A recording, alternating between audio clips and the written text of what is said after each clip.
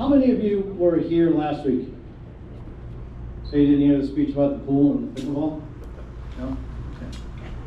That's good. I'm glad you're here. Tonight, I'll tell you, so we're talking about agronomic practices and what we're looking at from greens profile and green mixes and those types of things.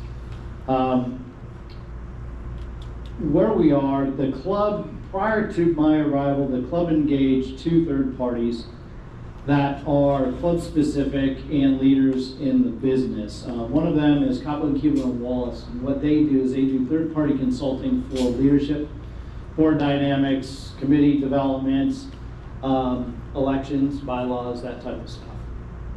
The second that they engage with is a business called Club Benchmarking. And it was started by a guy, Ray Cronin, out of Boston. And Ray was a board member and needed data because he was a data guy to make decisions. And he was in Green Committee meeting famously and said, what do the other clubs do? And everybody looked at each other, didn't know what they did. So Ray started this club business, Club Benchmarking. They benchmark the top clubs, quite frankly, in the world. And Suntree has benefited from their work. What we participate in is a benchmark group, revenue-specific clubs. We try to get 36-hole equivalents in the Southeast United States, but as all of you should know, there's not a lot of 18-hole plus facilities in the United States and not a lot in the Southeast United States. So a lot of the benchmarking that we are put against are 18-hole equivalents. And they're alike. And the reason I'm mentioning that to you is because you're going to see a slide tonight that references club benchmarking as we go forward in presentations. When we talk about departmental performances and budgets and things like that, a lot of this benchmarking is going to be brought up. The third group that we brought on Todd Lowe Consulting about halfway through the classic construction project. And Todd Lowe was a USGA agronomist for 18 plus years in the Southeast United States. And what Todd's job was he would go in advance of all the major USGA events and do agronomic testing and practices 2-3 years out at the host facilities. And they would take soil probes, they'd read the data, the percolation rates and the sand to organic matter, which we'll talk a little bit about. And he would tell the clubs what they needed to do to firm up their soil compositions in fairways, tees, greens, to get the best playing conditions for those championships and those tournaments. What the USGA also does is that by request, they'll go to your host site and do the same thing. I've also benefited from his peer up in the Northeast United States when I hosted 2 major championships up in Toledo, and then down here back in Florida, their contemporary over the PGA Tour is a gentleman by the name of Mark Johnson, no relation to Mike, but Mark Johnson is the lead agronomist for the PGA Tour, and they do the same thing. So we locked up with Todd Lowe because Todd Lowe got out of the USGA and started his own consulting business, and this is what Todd does.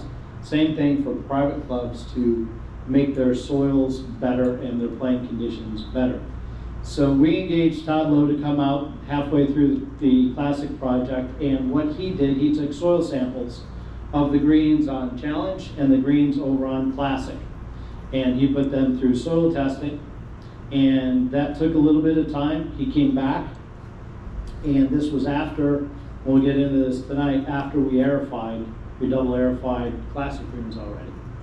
And he met with the board of directors, he met with the Green Committee and the Golf Committee as a joint meeting in this room, along with John's senior staff and the teaching professionals here at the club, and made a lengthy presentation on best practices. What I've done tonight is I've compiled and summarized it, and I will show you the slides that we saw. Let me get through the presentation. We'll open this up to all kinds of questions that you have. We've got John here to add some more color past where we were prior to this. And then we could talk about conditions that I'm sure you want to talk about regarding Classic now that it is open, and why we're doing the turns right now as far as bringing Classic online right now instead of waiting a little bit longer. So, fairways and facts. The first slide, this shows, this is from club benchmarking, and this is what it looks like. So the median in there in the middle is 22,000 rounds of golf. And that is an 18-hole facility. That is average in the Southeast United States. And the compilation of the clubs is 512 clubs that they pulled this data from, including Century Country Club. As you can see, we play 33,000 rounds of golf, the equivalent of almost 67,000 starts here at Century, which is a lot of starts. So those are not complete rounds, they're not complete nines, because we know we do have members who have the private cards. You tee off on number one, you play 4 holes, 6 holes, and you drive home. So these are just starts. So it's still a significant number. So we play a lot of golf. What we also do is we don't give the course, and we get into this deeper, we don't give the course a lot of rest for aerifications. Typical aerifications take 2 to 3 weeks that you take the golf course offline. Anywhere in the United States, when you're pulling cores, you're doing significant agronomic practices to the turf. In our past history, we would shut down for a week or 10 days at the most. We'd needle time and we top dress, but as you are going to see, it does not do much, and it does not substitute for proper aerification. The screen that is up in front of you is a soil sample from a proper green, and it has, proper greens are made up of USGA mix is 80-20. What that means is it's 80% sand and 20% organic material. Some people push it to 75-25. This is representative of 80-20 or 75-25, but this is the perfect greens mix. What this means is when you build a brand new green, this is the mix. And then when you aerify, you pull the cores, so you're pulling the bad organic material off the top, and you're replacing it with sand. And then you come back behind it, and you test it, and you make sure that through your soil sampling test that you're pretty close to 80-20, 75-25. And what that does, it allows you to create really good deep roots, which allows you firmer, more consistent playing conditions, and allows you to cut the height of that grass even tighter, which results in faster greens. Results in tighter lies in the fairways, and results in tighter lies or tighter teeing setups, if you will. So organics are important to the soil. Too much is bad. It will create greens and turf areas to die if it has too much. And the solution at that last bullet point is dilution, which is really putting sand in it. And you can't just put it on through top dressing. You actually have to core aerify and put it into the soil. Sand dilution techniques. On your left is standard aerification. It's a single aerification, usually 2" by 2" with 5/8 holes. They go 4 inches deep. You pull the cores and you put sand over the top of them. You shake or sweep the sand in, and then you water over the top of it and change the soil composition. Double bunching is double aerification, which is what we did to Classic before Tableau came and tested. And the reason I keep going back to that is going to be important in a slide, I think it's 2 slides from now, so you can understand. So sand injection is very aggressive, and sand injection is done by dry ejecting. This is what we are going to be doing tomorrow on challenge. So dry ejecting, you can dry eject and inject 5/8 inch holes 7 inches deep, and it goes deeper than 4 inches. 4 inches is the length of a standard aerification. Dry ejecting, you go 7 inches to drive the water deeper past that organic layer and clear it out. What we are doing tomorrow is dry ejecting with 1 inch holes. And the tines are called Maximus, and that is what they are. This is going to blow 1 inch channels of sands 7 inches deep into the soil profile on all 20 greens. So we're doing all 18 on challenge. We're doing the practice green on challenge, and we're doing the short game green behind me. Okay? and that is a significant undertaking. That project that we are doing costs $20,000. It's $1,000 a hole. We are actually doing it also on Classic. So right now we're focusing on Challenge. So we'll get in there, we'll drop and dry jack 80,000 pounds of sand, John? 40 ton? 40 ton of sand maximum? Total. Yeah. So we'll put in 40 ton of sand. If you live on Challenge, you'll see the pallets already preset next to all the greens, and that is what they're there for. So we had to use our obviously heavy equipment. It was 2 tractor trailer loads of pallets of dry sand. It has to be dry, and our crew hand loads it into the hopper, and it has to be dry for them to inject it. So we will do the dry injecting, and then John will start on Friday and double aerify. So the sand is going in, and then John is coming behind it and then pull out all the organic material out of Challenge, and then we'll come back with our own sand and come in over the top of it. It's $20,000 for each 18, actually 20 holes. We will be doing, once the Challenge course reopens, we will be taking the Classic golf course offline as well. And we'll be doing the same exact procedure on all 18 greens on Classic, along with the Classic putting green and the putting green behind the clubhouse. That's going to be $40,000. That money is actually coming from John, because the board approved John getting 4 more staff members at the beginning of the fiscal year this year. And by the time we onboarded all those people, we had a gap, a labor gap in there of about $40,000, thankfully. So we are going to reallocate that money, and we are going to pay for Maximus this year. And that is how we are paying for Maximus. We're not assessing, we're not moving money out of places where we couldn't spend it.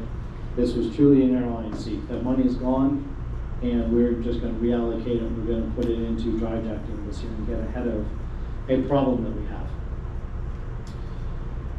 So sand injection and other courses, on your left, you'll see that trail. That is the roots, and that's how long the roots go. And remember, that soil profiler is I didn't tell you, that soil profiler in the middle is 7 inches deep. So on the left, they pulled off a couple inches of the soil to show you that that root on that green went 7 inches deep, which is what you want. The middle is what it looks like when you're done after the sand injection, because it goes in, it actually fractures the soil underneath it, and it drives it in even deeper. And then this is what the perfect hole looks like. Okay, so now on your right, this is what it'll look like when we're done, if we did a soil profile of that green. Other management practices on the greens are verticutting and deep verticutting. So verticutting is like a circular saw. So it's just a big row of vertical circular saws. John drops based on the height. It's either verticutting or deep. And it goes in there and it cuts up and cuts out all the root zones, because Bermuda grass grows horizontally. The rhizomes grow horizontally. And what happens is that over time they lay over each other. When they lay over each other, they die and they cause thatch. And thatch creates a moisture zone at the top. And sometimes it's hydrophobic, which means that it won't allow the water to go through it to get into it. So we are going through, and if any of you drove through Classic a couple times, we aggressively verticut, and it looked like somebody pulled my hair straight up and just left it there. When it comes up like that, John will come through, he'll cut it, and he'll blow it off, and we'll take the clippings and we'll move them off site. The other is sand top dressing, which is what, if you played Classic yesterday, or quite frankly even today, yesterday there's a lot of sand on it. That's a really aggressive top dressing, because we're trying to get that sand in there as quickly as we can. So that's the other options for the management on the greens. So this is what we look like. On your left is Challenge. Challenge has not been aerified since September of last year. It has not been touched. It has not been aerified. That is the root zone on your left. On your right is Classic, which was double aerified about 2 weeks, John, before Todd took this. So about 2 weeks before Todd took this. This percolation rate at 3 to 7 inches should be at least triple, if not 4 times that rate.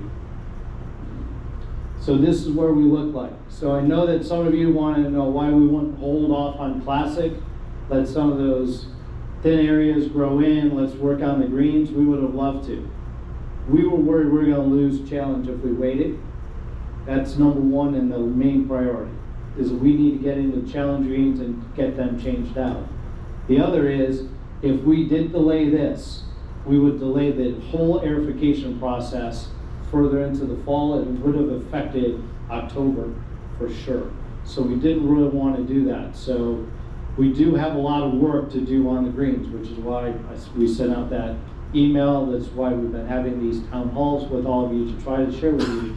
We know that we need to fix this, and we're going as quickly as we can. So after these aerifications take place, beginning of October, we'll have Todd Lowe come back out and do soil samples.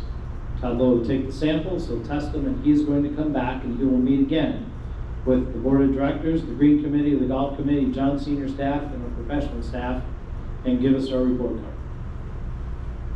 Next year, in the spring and in the fall, we'll fall into our normal aerification cycles. However, right now we are asking the budget committee, which is made up of finance and the board, to put into their budget $80,000. $40,000 in the spring to use Maximus on the challenge greens and on the classic greens. Then we will come behind it and do double aerifications. And then in the fall, to use Maximus on the challenge greens and the classic greens and double aerify. The hope and the drive mathematically is that by fall of next year, our greens soil composition should have turned 80-20, 75-25. That's the long look. We are compressed right now. I understand 3 weeks on, 3 weeks off, 3 weeks on, 3 weeks off, and giving you 2 courses back end of September is not ideal. Only reason we're doing that is because we've been compressed with that classic golf course renovation project and restoration project. So that's the long-term outlook from what we're doing on the greens to get these back. The goal is to change the soil composition, to get root growth strong, deep, so that we get them firm, we get them consistent. John can come in over the top, drop the height of the mowers from 125 to 110, 100, and those suckers, they'll start running really quick for you and really firm and really fast. So once we get there, we won't be there for a while. Then we'll talk about what you think about the speeds as far as general play versus competition play. We talked about the target infiltration rate. Maximus on the greens is going to be a huge help. It's going to drive it down. John is also, we are not verticutting challenge at all. They're way too fragile right now. So we're going to bypass on verticutting on the challenge greens. I'll defer to John, questions, answers later if he wants to verticut on fairways or tees. But right now the greens are in a really, really bad shape. We talked about double aerifying tees. We will double aerify tees on both golf courses. We will double aerify on tees on Classic when we do take that down to do Maximus, because we want to come back and heavily sand, and we'll level rake and get those tees, those little sod seam areas, and we'll get those all leveled out for you too. Tight lies, and I'm not even going to show you what ours look like. We took that off. So tight lies are on the left. Average lie is worse than average lies on the right. So this is what a standard tight lie looks like in a fairway. Fairway top dressing. I know from your performance excellence survey that I read during my onboarding about plug lies, wet fairways, all those types of things. I know that on Classic, with over 3 miles of drain tile that they put in, we should not have too many issues with a lot of wet spots out there, but that will not stop us from having plug lies. So we will still might have some plug lies as we move forward. We're hoping that some of that drain tile work is going to help But coming back behind on the fairways and aerifying the fairways and putting sand in the fairways will firm the fairways up. So this is standard. So you hear in our business about plug lies, mud balls, excessive moisture. It's OM, organic material is moisture. So if you did take a quick look at that picture, a closer look, it's actually water coming out when he squeezes it. And then hopefully, most of you are probably familiar with mud balls and plug lies, so they're not fun. Tees, fairways, and roughs. We talked about same process: aerification, deep verticutting, scalping. Scalping is an agronomic practice. They take it all the way down. They stress the grass to try to drive those root zones deeper. And you can see on plastic some scalp greens. So that's the bronze lines that are in there. Those are scalp. Those aren't on purpose. Those are just the way that the wheels got set on the green mowers. And what happens is that when the wheels sink, we get some crowning, and then the mowers just sort of lop off the tops of them a little bit. So that settling from the wheels into the soft greens will be taken care of as we firm them up. Golf course maintenance frequencies are going to change. Challenge course, days during the week. This is standard for all of us. We mow greens 7 days a week. We roll greens twice a week. We mow tees twice a week. Fairway mows twice a week. Collars and approaches twice a week. Rough once a week. And bunker raking 3 times a week. Since yesterday, your mowing frequencies on Classic are increased.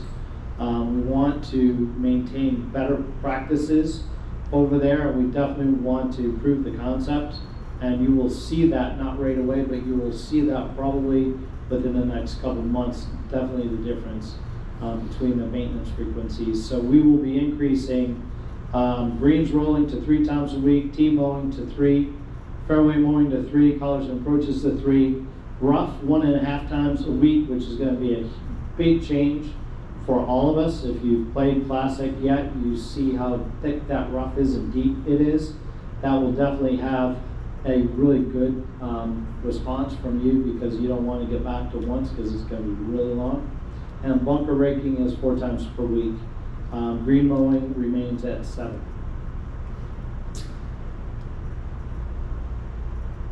That is the end of the presentation. What we did want to talk about, and I'll turn over to John and we'll open it up for questions and answers, is that on Classic, if you played it, we did change the height of the rough. And we also lowered the cut on the fairways to create more of a definition for all of you, so when you play it, you can clearly define fairway and rough. And having played it yesterday, it plays pretty dang good. So from a rough standpoint, it is pretty thick and lush, and it's going to cause, I'm sure, some more conversations for all of us at some point. So I can tell you that it's healthy and it's pretty thick. So we'll open this up to any questions or comments that any of you have. I'd just like to say one thing on the about the roughs. Our typical mowing height on the roughs has always been 1.5 inches. The mowers have always been set at that level. And when you set the mowing height of any of our mowers, whether it's greens mowers, rough mowers, tee mowers, you set them on a bench, and you actually measure the distance from the top of the bench to wherever the blades are cutting the grass. So a bench is a rigid surface. It doesn't fluctuate. Turf grass fluctuates. The conditions we have right now, due to lack of significant rain, there's a lot of dry spots. Drier, the more firm. So if the ground underneath the leaves is firmer, the mower is actually going to ride up a little bit higher. If it's wetter, it's going to sink in a little bit more and cut the grass a little bit shorter. So our height on the rough's always been 1.5 inches. But we're only mowing it 1 time a week. We all know that within 3 days, this Bermuda grass can grow almost 1 inch or more. So if the mower gets out there on a Monday and he mows holes 1, 2, and 3 at 1.5 inches, by Friday, those holes are near 2.5 inches to perhaps 3 inches if we've been getting significant rainfall. But it's Thursday, and now he's on hole 14 and he's mowing it. And now 14 is 1.5 inches, but number 1 is 2 3/4 of an inch due to the growth. So our average height of cut throughout the golf course is different. And this has been a staffing and equipment issue that we are addressing. And we have already started to address it, and this is going to be one of the steps. And so we actually raised the height of cut to 2 inches on our rough mowers. But the average height of cut, when we start mowing, and I put 1.5 times a week to give myself a little buffer, because we haven't been on a routine basis using multiple gentlemen mowing the roughs. We're probably going to be close to 2 times now that we have the Monday closures. We can mow so much more grass when the golf course is closed, when there's golfers out there. So all these plans we're putting into place, and the frequency of the roughs getting cut, even though I raised the height of cut 1/2 inch, I'm lowering the average height of the roughs and making it more consistent. Instead of having 3 or 4 holes at 1.5 inches and 3 or 4 holes that are 1 3/4 and then 3 or 4 holes at 2 inches, and then so on and so forth, we're going to be hovering right in between probably 1 3/4 to, I don't know, we'll be averaging about 2 2/4 inches. And that's from hole 1 all the way through hole 18. The other thing with mowing the roughs 1 time a week is when you come back to mow the roughs that next Monday and that grass is 3 inches tall, you're cutting that plant in half. You're scalping it. And in this case, we're not intentionally scalping. We're just trying to mow the grass. If you continuously scalp and cut the leaves off, the plants are in constant repair mode, and it's not healthy. So the more frequent you mow them, the denser the canopy of leaves becomes. So yes, the roughs are going to be a little bit higher, but they're also going to be more dense. We recognized this yesterday in playing, but the consistency from the first hole to the last hole was the same. You didn't have this just mass consistency like we've been dealing with for a while. So just want to explain that so that everybody knows that we're raising the height of the rough. The rough is brutal out there already, but it's actually going to be lower on average. And I think we all have recognized July, August, and September, I say it every year, are toughest time. It's very difficult to keep up when you're getting all the rains. And the roughs, if we get behind, you know how bad it can get. You start losing golf balls and things of that nature, and that's something we are addressing in this. Questions? And you guys are a quiet group. The other one last week. Whew. You're gonna deep punch the challenge on Friday? So the question is, we are recording this, so the question is, are we deep punching on Friday? No, the Maximus is happening on Thursday, all day tomorrow. It's contracted out, so we have a contractor coming to bring in 4 units, and that's the deep 7-inch. And then we are double aerifying starting on Friday. And the fact is, whether we did it or not, we would still be shutting down Classic for a second aerification in 3 weeks, no matter what. The fact is that the big change for us is the Maximus. You would have still I had to understand take. that. My only issue is the timing. Sure. 2 days here, 2 days, that's all important. And it seems like. I understand. So back to one of my original pieces at the beginning. I understand how much golf we all do. I understand how important golf is here. My prior facilities, it was number 1, 2. I get it. But we also need time to put the course back. So timing. That's not the issue. It's No, not no. closing the course is not the issue. Okay. When it's closed, let's do the work. Well, Don't that close we are it doing and it. not do work. No, we are doing the work on those. Well, Monday, Tuesday, and Wednesday, it wasn't done. Well, you didn't ask us what we did on Monday, Tuesday, and Wednesday.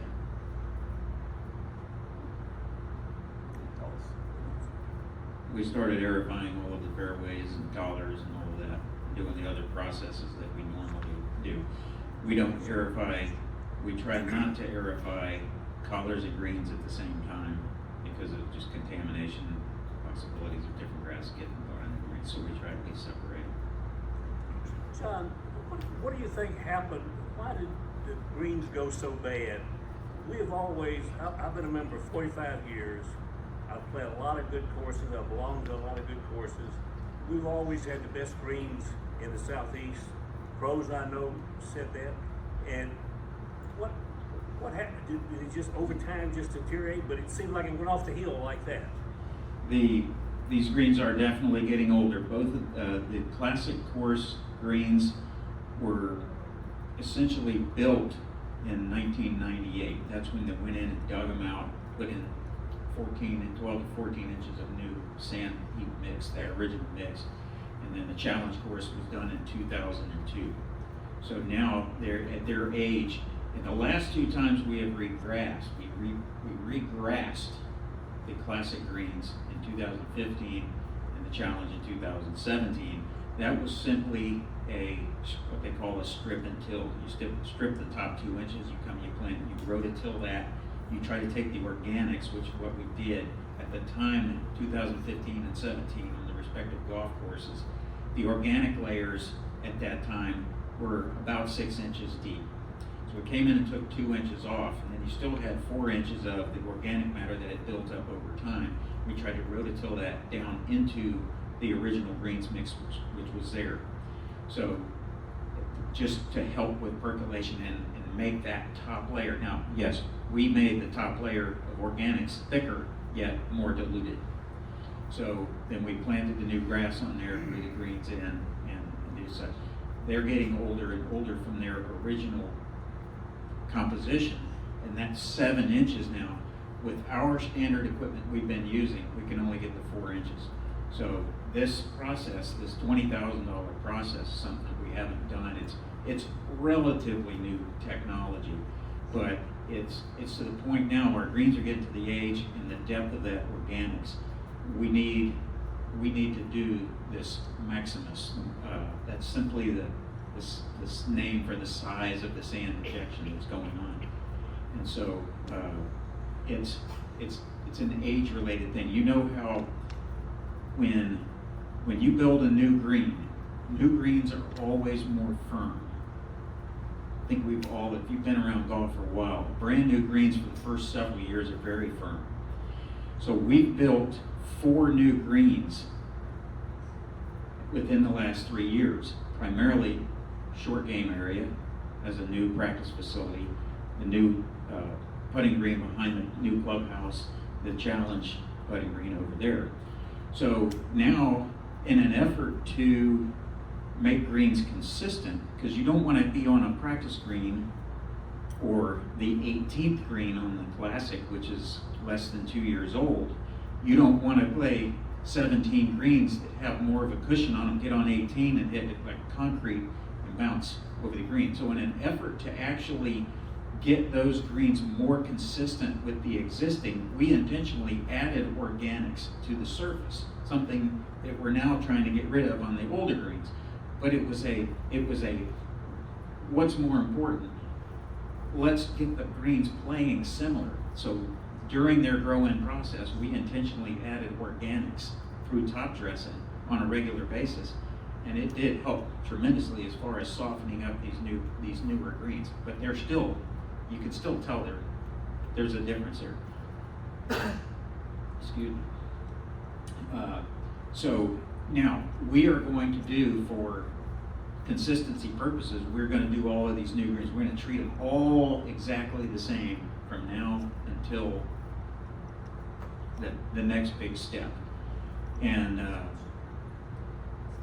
so that's, I want to say, yeah, the greens have been rolling very good. The things we've done during the summer have provided us with some great greens in the winter. The goal of this is we want, if you bring a guest out here in August, when it's our toughest time of year, we want those greens to be as good as they are in November. That's the goal, is for consistency in putting quality not just through the winter season, which is what we've usually had, because we've always kind of struggled this time of year, and the greens always get slower, they get grainier, and those things of that nature. So that is our goal, is consistency of quality. John, at the last set of meetings you had before we started the work here, we talked a little bit about the age of the actual grass that's on the greens, and you said that the particular type of grass that we picked has been used elsewhere, and in about 10 years they start to degrade. The DNA reverts back to the parent. Will this process that you're going through help that in any way, or hurt it, or? It will actually, the question is are these practices going to help deal with the mutations and the off-types that we are recognizing in many of these greens? And these off-types are typically a larger plant, and they're spongier, they usually look a little bit more grainy. So by doing all this, yes, we're going to make the putting quality. You're not going to see those areas disappear without completely regrassing, but you will deal with more consistent putting quality through those areas. So I think it's definitely going to help on that. But visually, you'll probably still recognize them. What's our cycle time to redo the greens? I know it's a huge expense, but what's that cycle time? This, we have in our long-range plan within the next few years, within the next couple of years, to regrass these greens, if I'm not mistaken. So I mentioned club benchmarking earlier. Club benchmarking has an operational side, which is club benchmarking. Then they have a fixed asset side, which is called Compass. And they are actually on site Monday, Tuesday, Wednesday, and tomorrow. And what they do is they spend time and they take our fixed assets, and then they are physically on site doing facility studies, working with John, working with Dave Drenga, myself, the staff, taking an assessment of the property. And what is included are greens, pumps, ponds, tennis courts, buildings, and they will put into their fixed assets. And what they do, they come back and they'll show us what is out of date first. And then they'll give us a plan to move forward. And they will put those in there. And then it will be the club's decision on whether you want to gas and regrass, or whether you want to take out the entire greens well and rebuild all the mechs and everything up. Significant difference, talking with one of the individuals today, 18 holes today, is about $2 million to completely redo a green set. To gas and regrass is about 20% of that. So I just want to put a pin in that this is not an inexpensive undertaking. And to put in perspective, we just spent $1.9 million doing classic course renovation, and we want to do something with challenge. So you will double prices once we get in, if we have to redo all of that. So the goal is to save the soil and then give us options on what we want to do as far as a grass type. Yes, and just to touch on that a little bit more. So the overall depth of the problem of the organic material, and I asked this question of Todd Lowe. I've known Todd quite some time, and quite a few guys that have used him before. The guy knows what he's talking about. I trust his judgment wholeheartedly. And my question to him was, if this project, where we're going in with the contractor and we're blowing all this fresh new stuff down in there, and we're blowing it past all these organics, and then we come in and we start removing those top 4 organics, and we start doing this process on a routine basis, is that going to save a club from having to completely core out and do that $2 million process versus doing some $20,000 to $40,000 processes? Obviously, you can do that a lot of times before you hit $2 million for redoing your greens. And Todd's answer was, we don't know yet, because it's kind of a new thing, but it's geared towards, can you maintain top quality, consistent putting surfaces for 30, 40, 50 years without changing out that whole, spending all that money to do it. So it's But kind if of a, But if we took everything out and we rebuilt the whole green, we'd probably have totally different quality greens than we've ever had here on the golf course though. well, it was done in 98 and 2002. And so for all of that time, we've lived with these greens. We've dealt with the mutations. That's why we regrassed in 15 and 17. But now with the age of the greens and this increasing organic content, it's getting harder and harder to maintain consistency. The technology's gotten better too, I'm sure, over that time, you know. The technology of the equipment, absolutely. The dry jack is actually, the dry jack does not remove organic material. It injects the sand. It is changing that, it is introducing the sand down in there. I mean, if we down the road, we decide to redo all the greens and totally core it out, like you were saying, all that technology has to be much better than it was when we did it. Well, the USGA came out with its specifications for green soils how many years ago? In the 70s, maybe 80s perhaps? In the 80s they did, yeah, there's specs. So, and that's just the science of building that root zone. And it's predominantly sand because you don't want water, it's drainage underneath. And then it's a medium-sized sand particle that allows moisture and water to percolate down through rapidly. It's much worse to have a drainage problem on a green than anywhere else because your root zone is typically smaller. And if you've got a lot of surface water in your greens, you're going to start losing a lot of grass.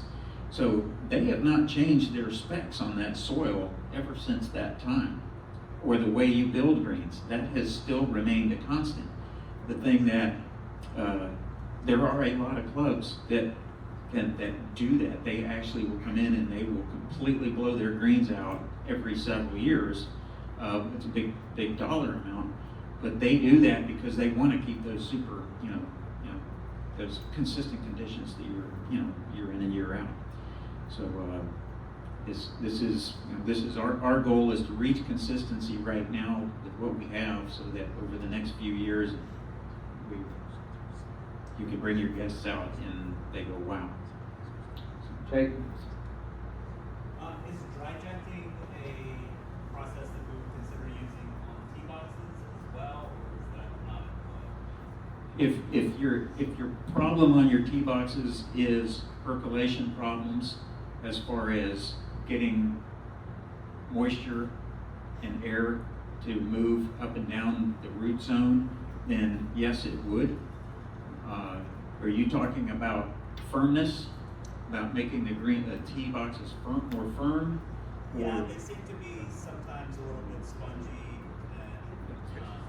And, that is something that we're putting into next year's budget, is to start attacking tees and fairways via the verticutting and extensive top dressing.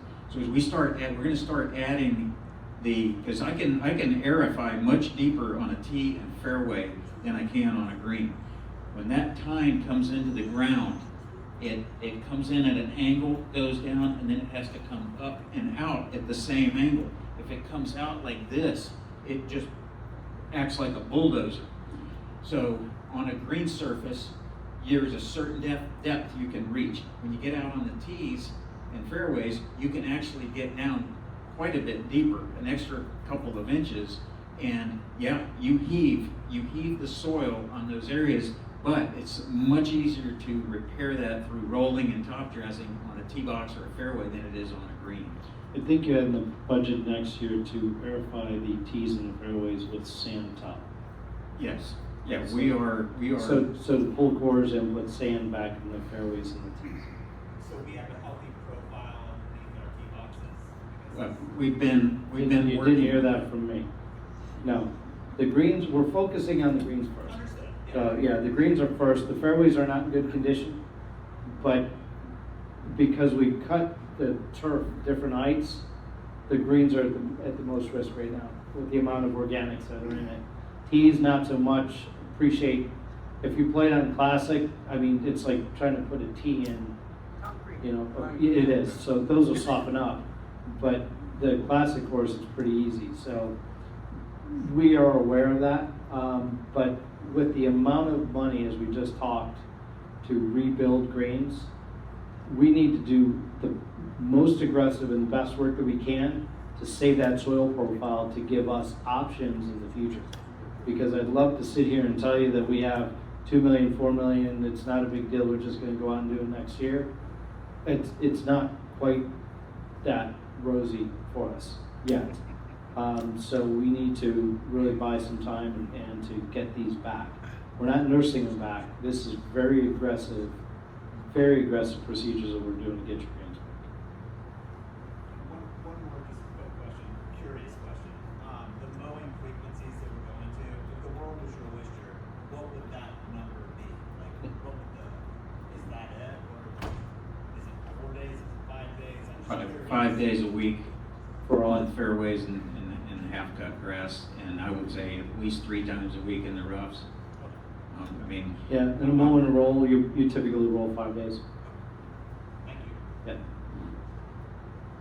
Yes. On that same schedule, you've got the bunker raking essentially every other day. And the rakes are in the trap. Is that consistent with what other clubs are doing? So the question is, we have bunker raking at 3 and 4 times a day, and then the rakes are in the bunkers. 2 parts to that.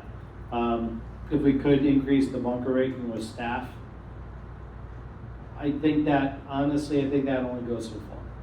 And the reason that I say that is, and I shared this with Mr. Slaughter today, is I had a cup of coffee and I jumped in the car, and I wanted to see what 18 Classic looked like from yesterday when we played it, the amount of sand, and then see what the profile looked like. And the sand was getting in there.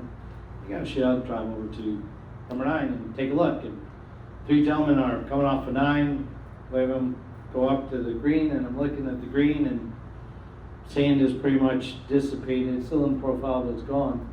And I see sand wash from the front left green side bunker at number 9. And I want to see where the ball hit and see if it rolled down, if it stayed in the face, if it rolled down. I go and I look in the bunker and I look down in the bunker. And I'm not exaggerating. I could see where the ball hit. It came up the face, slid back down. You could see where the member stepped from the high side down the left, walked around the ball, went to the bottom to see what his shot was going to look like, walked up the right-hand side of the ball, set his feet, took a shot, and didn't rake it. I'm looking back the fairway. The group behind him just teed off. I grab a rake, I rake it. What I'm trying to share with you is we can post a person on every bunker out there and rake them after you like the Masters does, and it's going to cost a fortune. So I appreciate the irritation that players have, including myself, when I'm in a footprint or I get caught behind a bunker or a bunker rake because it rolls in the bunker and it's in the bunker or out of the bunker. Who knows, right? Everybody does it different. There's no right or wrong for rake location. It's irritating.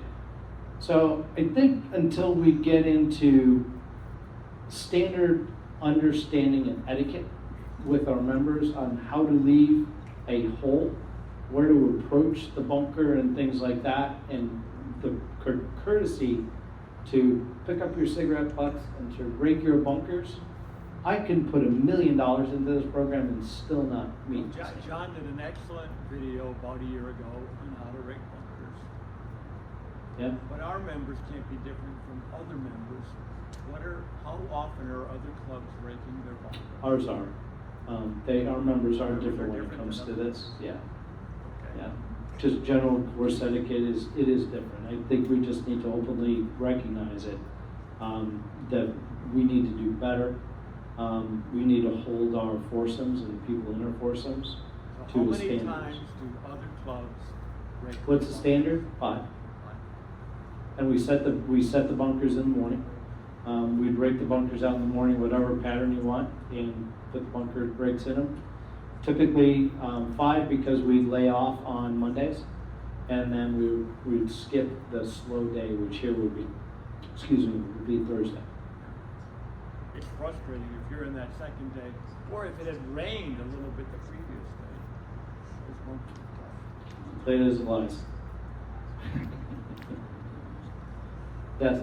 You talked about, or shown the weekly cadence for maintenance. Yeah. What are we looking at from an annual going forward? You said we close courses for a short period to lunch them, and you're talking now to do maximus. It sounds like at least a few weeks Mhm. for both courses twice next year. What else are we doing differently from the maintenance perspective from the long run? We're going to be closing Mondays. There was no end date to that. As John mentioned earlier, we have a lot more time to be able to mow, and we can clear those courses a lot quicker to get these mows done. We will continue to do 3-week aerifications until we get this course, these greens, and then we'll move into tees and fairways, where when we test these and we put them on tests and data, and we utilize experts in science to tell us whether our turf is healthy or not, then we'll take a look at what's next. But this is basic best practices, is what we're doing right now. The aggressiveness, and I appreciate this for all of you, is 3 weeks per aerification. The reason is because it's going to be so intensive that I'm afraid that if we say 2 weeks for you, it's not going to be ready. So we're telling all of you 3 until John goes through these next couple and says, might be able to pull off 2. If we get the schedules right, if we start pulling cores and aerifying and the contractors can get here on the first or second day, might be able to move them to 2 weeks. But for us to tell you 2 and then need 3, or we put you out there after 2 and they're bumpy and they got holes in them, is not going to help any of us in these conversations. Erwin. So if we're gonna close the entire facility. Just keep letting members in. So honestly, there is no plan. There is a target right now of 635 golfing memberships. And that includes full, limited, and unlimited, and limited access, I'm sorry, for the 635. That's where we're at now. The board and the finance committee collectively are the budget committee, and we have started our budget cycle. And I think that there's going to need to be some significant conversations on what that looks like. Because as much as we think that we're playing a lot of golf, there's still a lot of open tee times, especially respectfully when both the golf courses are open. I understand the compression and things with one and tee times and shotguns. I get it because we're overly sensitive to this. If we want to stay at 635, I don't know what the dues are going to look like.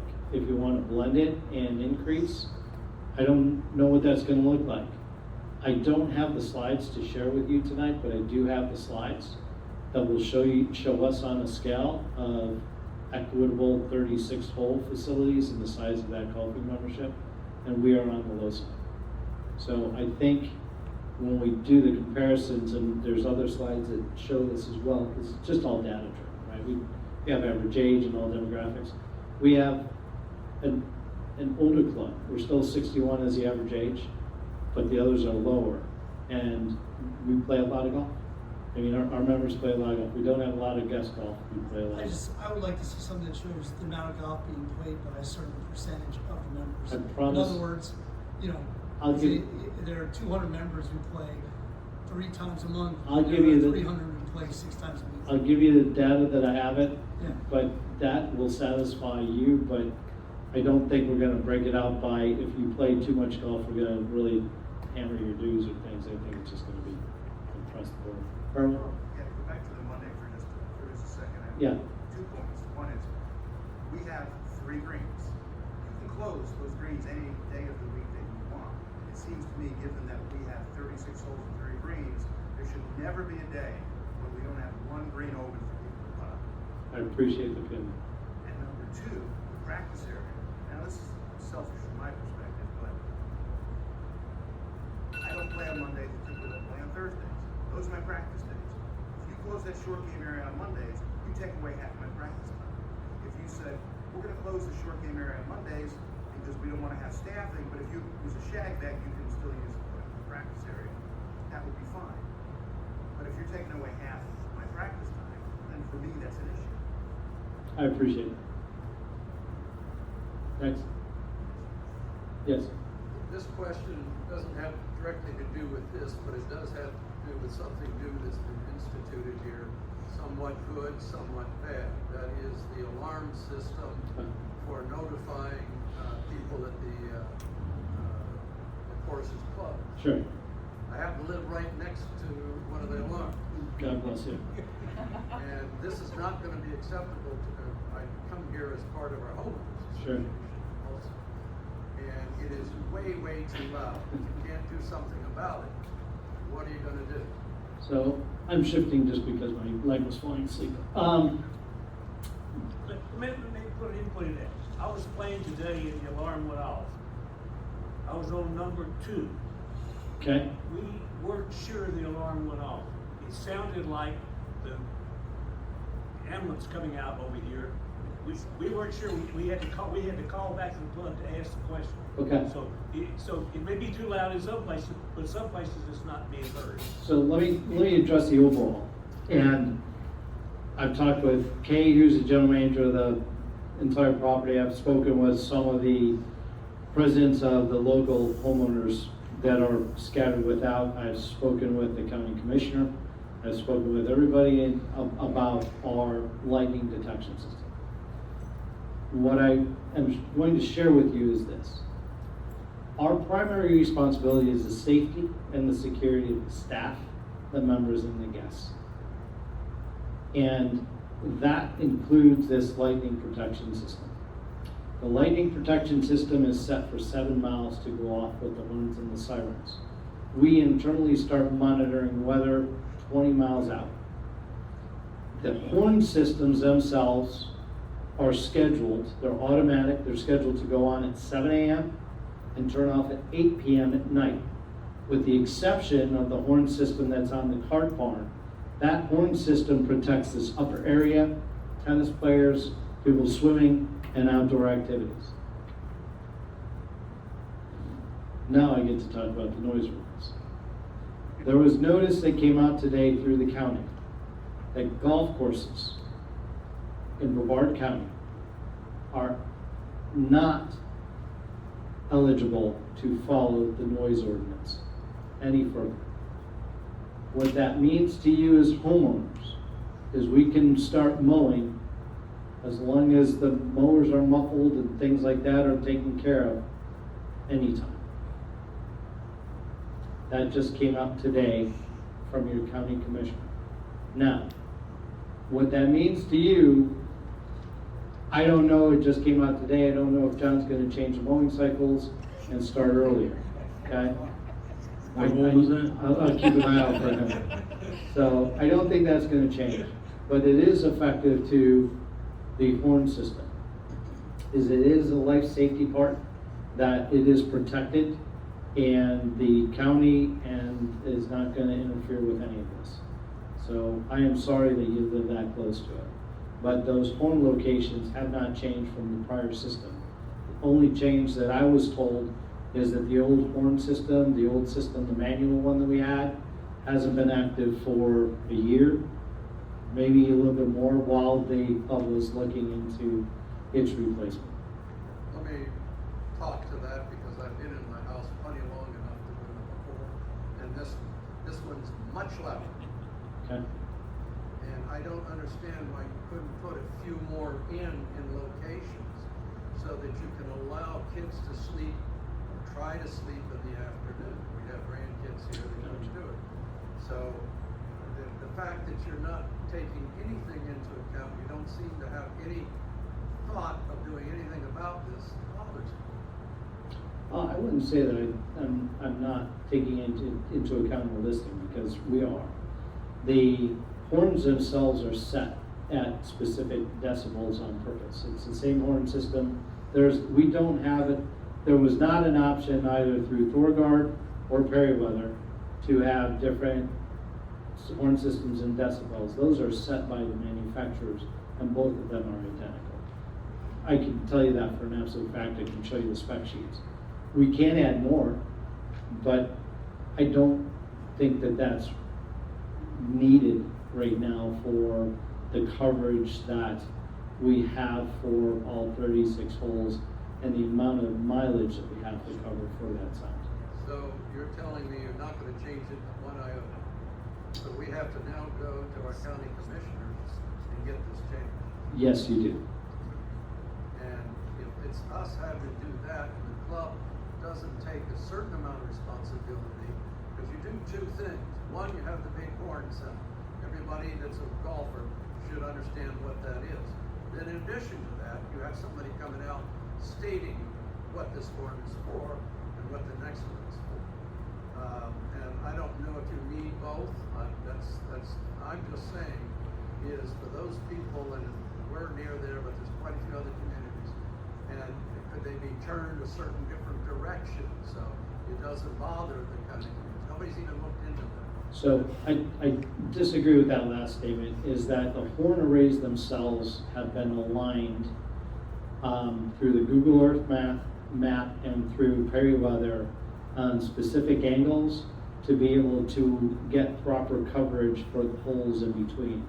We are aware on number 5T, right? There's one horn that definitely needs to go away. Is that where you're at? That's where I'm at. Challenger So- Classic.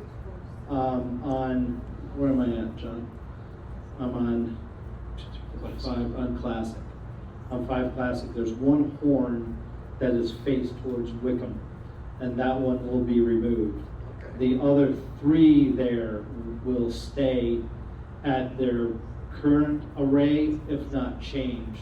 So that is the only horn that will be taken out right now. And I suspect that's the horn I'm talking about. So I don't know if that's, I don't know, it will help a little bit, but I don't think it's not gonna take your problem completely away. Well, if there's a direction, then Mhm. it could be changed, not loudness, but direction. Yeah. Because you're trying to cover the courses, I understand why they're there. I'm a golfer, I wanna be notified, I fully understand all that. But if you have now a horn that's going directly to, this, I would've gotten changed. Yeah, it was misaligned when it was installed. We actually played yesterday and made another note of it that has not been adjusted, so it's got to. It goes right into where I am, so. Yeah, if your house is in between there and Wickham, then yeah, it's probably going in your back window. Yes. I live on 5 on the Challenger. Yes, I'm about halfway down, if I'm on it's all about it. Okay? you should sell them. Oh, I do, I put a box down here, it's free, you hit them. So, and it's always empty. My point is that horn is on top of the restaurant. Yes, it is. Yes, it is. They all are. Yeah, it reminds me of the days of the 50s and 60s as a teacher. Air horns. Hiding underneath the table and waiting for them to move. Yeah, I'm not that young, I get it. Well, I Yeah. can tell that, I've less heard of it. My point being is that when I hear that, the first thing I do is call the pro shop. And they tell me, yes, we are on horn, get off the course. I said, we can barely hear it out here. And now I'm out on the course telling guys, did you hear the horn? Well, I get 2 answers. One's profanity, and it's none of my business, and the other one is thank you. Sure. I disagree with the gentleman, I'm sorry for his HOA, but we barely hear it on 5 on the challenge. So we have heard about that. So we're looking into how we want to handle that and put another array out there or just try to figure it out. What I would encourage you to do is what we are doing, it's our responsibility is to our staff. Sure. Okay. So our rules are when the horns go off, John's crew clears the course, beverage carts come in, outside services come in, and we come in. We will pick up walkers on the golf course because we know who's walking, and we will purposely grab them. Everyone else is on their own. So you've been notified, we are not going to send staff out in those conditions to try to corral or get profanities yelled at us or things like that. So we do know that there's a little gap over on challenge, and we've got to figure something out. And there's some people who really don't care. There are, and that's just unfortunate for us. I'd like to think we're gentlemen and gentle ladies, right? It's usually an age-related response. Yeah, I'm finding that too. Yeah. I'd like to make just one more comment, and this doesn't have anything to do with where I am, but yesterday, I believe it was, the alarm went off, might have been today, today's Friday, would have been Wednesday. And the alarm went off, and we couldn't go out and play, that's fine, I understand that. I'm watching people working on the course while we couldn't play golf. Gotcha. So will you handle that one, John? Yeah, I'm currently working on trying to get these indicator lights that we hooked up to that system. My guys we're scattered out over 200 acres, and This was just in front of the clubhouse. okay, just touching on it though, I don't know who it was, whether they could hear the alarm or not. But our goal is, I know that when I have guys on equipment, it's very difficult to hear, and a lot of times I tell they're wearing hearing protection anyway.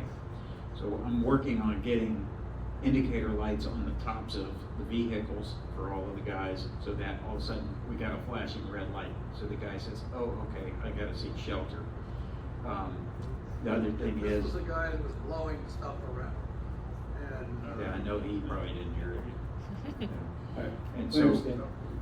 yeah, it's when we hear when my staff, my assistants, the guys of us that have, my managers, my assistants, we have the apps on our phones, so our phones start buzzing whenever the alarm goes off. Not all of my guys carry cell phones, but they don't have the app either. So some of them may download it and get on and be able to use it. And, phone vibrates in their pocket and they feel it.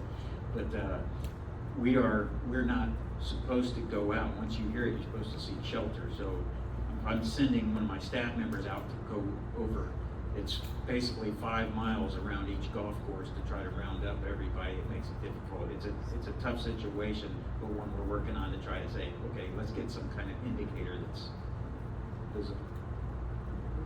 John, if you see somebody out there and the horn's gone off, would you like us to just tell them? Absolutely. Okay. I mean, That's good. We can do that. any help that you see them working, and we basically do the same thing. Well, hey, as we're driving in, it's just a hey. That would be much appreciated as well. Yes. When the horn goes off, do we have to come back to the clubhouse, or can you wait it out? Let's say you're on the 10th tee of the challenge. Can I wait it out at the rest area? We are not, it is your choice. We are not going to send staff to collect you, and you go with God. So, Is there lightning protection there or no? no. You have no protection on any of the buildings inside the golf course. You are truly on your own. There is no safety area at all. The bathrooms are not grounded. You're on your own. Are we supposed to know that? I And mean, I know now because you just told me. the letter that went out and the notice that you have been getting with the lightning protection system is to seek shelter immediately in the clubhouses, to come in. We can't be more, as you're finding out, I'm pretty stoic and succinct in words. I mean, I can't be more direct than that. We can debate, we can have fun with it, but if you choose to ignore it, go with God. I've seen what lightning does, and it's not good. And just to remind everybody, we're playing golf, not just with sticks, but how many miles of copper wire underneath each golf course, John? About 90 90 miles of copper wire. on each course. So think about standing on a spider web of copper when a lightning storm is coming in. What you are doing and what you want to be defined against is absolutely ludicrous in my mind. It's ludicrous. So we can argue, we can do everything, but my staff will not be out there. Thank you. You're welcome. Any more questions? We're here all night. So we will continue these. So we will get more information, we'll share it, we'll be talking about food and beverage, we'll be talking about all the other departments too, and taking any questions that you have. You have my email, you have my cell phone number, you got John's contact information, email us. Just ask us, stop us, we'll be happy to talk to you about anything. I'm learning as I'm going through here too, learning about the history and things. And what we are doing is just trying to make this better. What I'm trying to do is with John and right now is make best use of your money to try to protect the assets so we don't have to spend a lot of money as immediately. Because we have a lot of other ideas and thoughts that we want to invest in and make this property and make your member experiences and the value better. And that's what our focus is. So I encourage all your feedback, good, bad, or indifferent, or you just want to debate about lightning and 90 miles. It's 180 miles of copper, just for those of you keeping score up there. So Do we know that too? you now do. I didn't, but my wife just, she's not here. There's a lot of copper out there. She knows everything. Thanks, guys. Thank you very much. That's awesome.